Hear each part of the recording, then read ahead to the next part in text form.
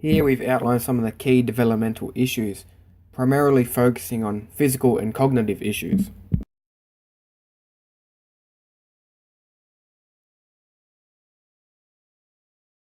The key developmental issue identified in the vignette is that of Kayla's physical development. It is stated that Kayla is more physically mature than that of her peers. Mendel in 2007 identifies certain situations or experiences in which early pubertal females undertake and experience. One of these is low arousal and excitability, as well as depression and reclusiveness. This could be a possible explanation of why Kayla is withdrawn and doesn't share personal information. Anxiety, substance abuse and delinquency.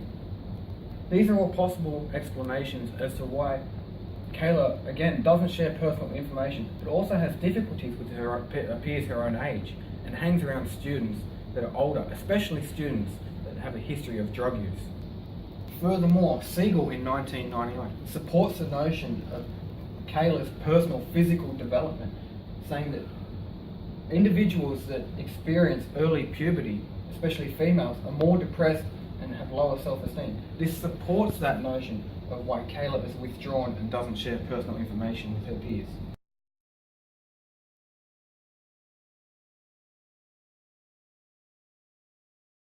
The main strategies a teacher such as myself could implement is that of developing resilience, positive psychology, or the outline defined by Murad in 2009. Firstly, developing resilience.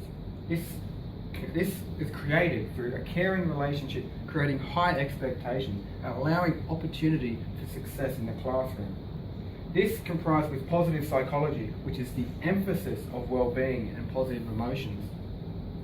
These are the outlines of the study conducted by Murad, which incorporates nurture, communication, and acknowledge. This allows the student and teacher to create a positive relationship, allows the teacher and student to have free communication, and acknowledge the changes in which the student is occurring.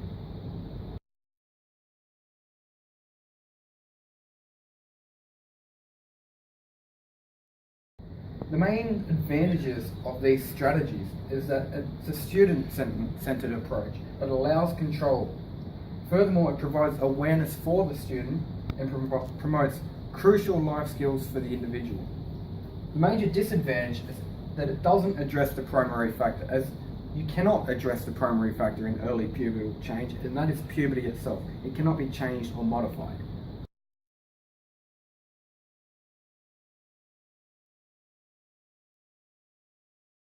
Alloway et al. Identified that students with difficulties in learning are more likely to have low self-esteem than other students. This may be an explanation as to why Kayla might not attend other classes, as she does not have the self-esteem to go into the class and learn. An explanation as to why Kayla may be forgetting class content and is unable to keep up with class may be her slow transition into formal operation stage. This is identified through Piaget's approach, as Kayla may be still in the concrete operation stage. This becomes difficult for Kayla as she's still not within our formal operation stage, that extraneous load may be too much for her, that too much information has been taken in and is leading for her to forget the class content.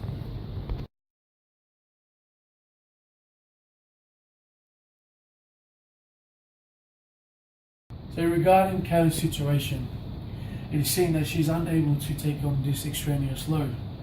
So a strategy that might be taken is to avoid high element interactivity. High element interactivity is multiple elements that interact and need to be learned simultaneously. Running et al. 2011 identifies that students with difficulty in learning need to focus on the important information, and this can be taken on a low element interactivity approach, where information can be learned one element at a time in a serial manner. Also, this can be implemented into Vygotsky's theory through scaffolding. Scaffolding is a degree of assistance which decreases with Kayla's increasing confidence. As my assistance decreases, it might allow Kayla's increase in confidence.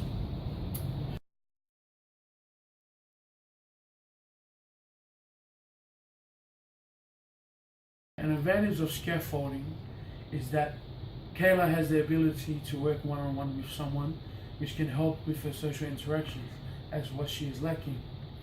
And a disadvantage is that I may be spending too much time with Kayla and not being able to interact with other students, which may lead to mass disengagement.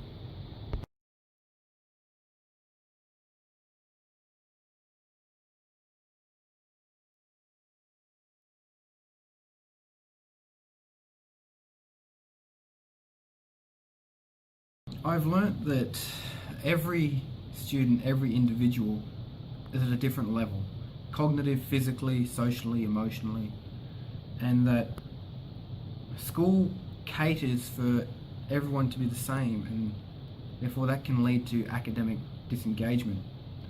I think what this unit has taught me is to cater for everyone, to identify the differences between each individual, and then differentiate your lesson according to the needs of your students to allow them to succeed in the classroom.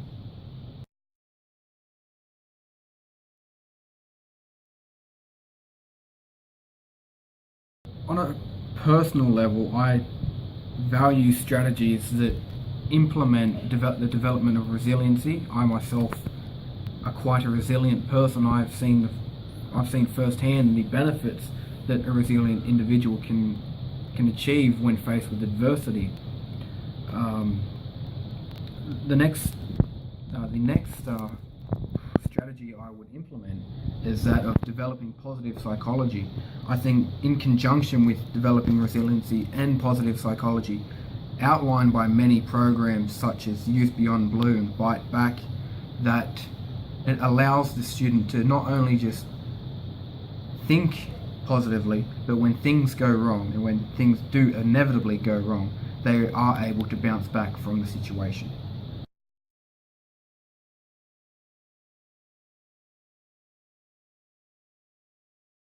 Well, science is a content-heavy unit, and extraneous load and high element interactivity is quite the norm in a modern science classroom.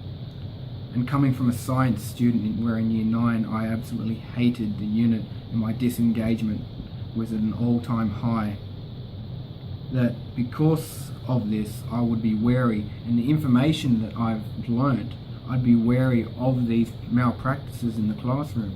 Therefore, it will allow me to create a lesson in which students are engaged by not creating extraneous load for the individual, giving them the opportunity to become disengaged. So therefore they won't care for science, or they'll have no need to learn the science, or they'll say it's boring, or they don't understand it. And then that could lead to disrupting the classroom. By combating that extraneous load will allow further teaching of hard sciences.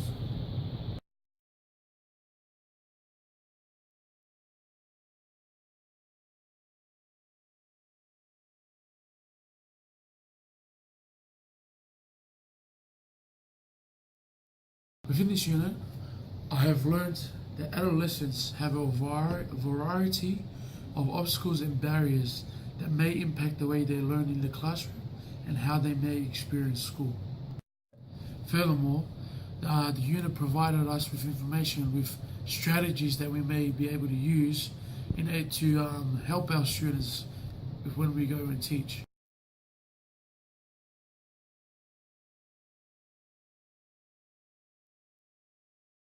Jordan, you talked about strategies. What strategies will you use to support students in the classroom? Well, as a teacher, I would use the strategy of building resilience amongst the students. As resilience, it enables students to overcome adversity in their schoolwork, overcome adversity in the school environment, and also that they can take resilience outside of school and help them, prevent them from engaging in risk-taking activities and behaviors.